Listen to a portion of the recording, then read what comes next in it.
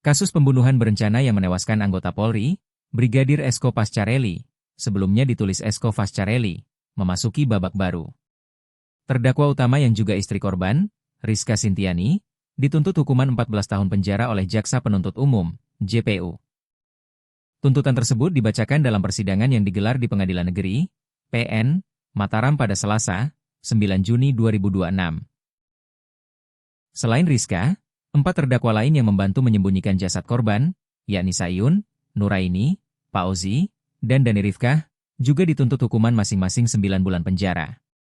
Dalam amar tuntutannya, JPU menyatakan bahwa terdakwa Rizka Sintiani terbukti secara sah dan meyakinkan melakukan tindak pidana kekerasan fisik dalam rumah tangga yang mengakibatkan kematian.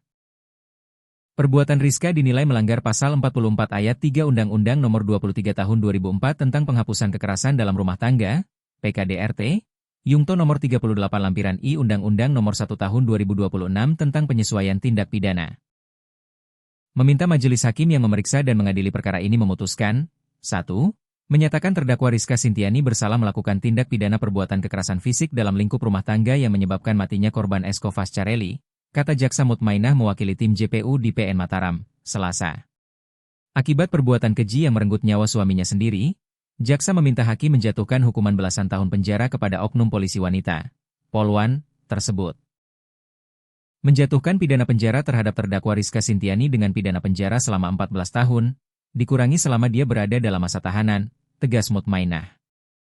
Hal yang memberatkan dan meringankan Rizka Sintiani dalam menyusun tuntutan, Jaksa mempertimbangkan sejumlah hal yang memberatkan posisi hukum Rizka Sintiani, di antaranya, terdakwa merupakan aparat penegak hukum aktif yang bertugas di Polres Lombok Barat, yang seharusnya mengayomi dan taat hukum.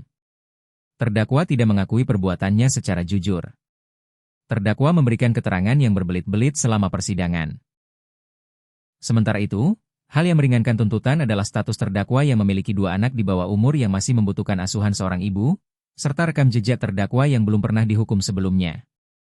4 penyembunyi jasad Brigadir Esko dituntut 9 bulan pada persidangan yang sama.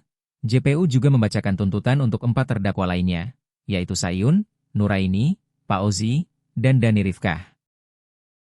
Keempatnya terseret kasus ini karena terbukti membantu Rizka Sintiani menyembunyikan jenazah Brigadir Esko di kebun belakang rumah pasca pembunuhan terjadi.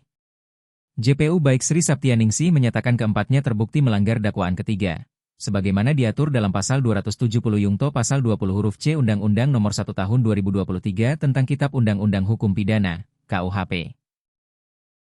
Menjatuhkan tindak pidana masing-masing 9 bulan penjara dikurangi selama terdakwa berada dalam tahanan, ujar baik Sri Saptianingsih. Adapun hal yang memberatkan keempat terdakwa ini adalah perbuatan mereka meresahkan masyarakat, berbelit-belit di persidangan, tidak mengakui perbuatan, serta menyisakan luka mendalam bagi keluarga korban. Faktor meringankannya adalah para terdakwa belum pernah dihukum. Mendengar tuntutan 9 bulan penjara tersebut, salah satu terdakwa, Sayun, meluapkan harapannya agar bisa divonis bebas oleh majelis hakim. Mudah-mudahan saya bisa terlepas dari semua fitnah ini, ucap Sayun seusai persidangan. Majelis Hakim PN Mataram memberikan kesempatan kepada Sayun dan 3 terdakwa lainnya untuk menyusun nota pembelaan atau pledau, yang dijadwalkan bakal dibacakan pada sidang Kamis mendatang.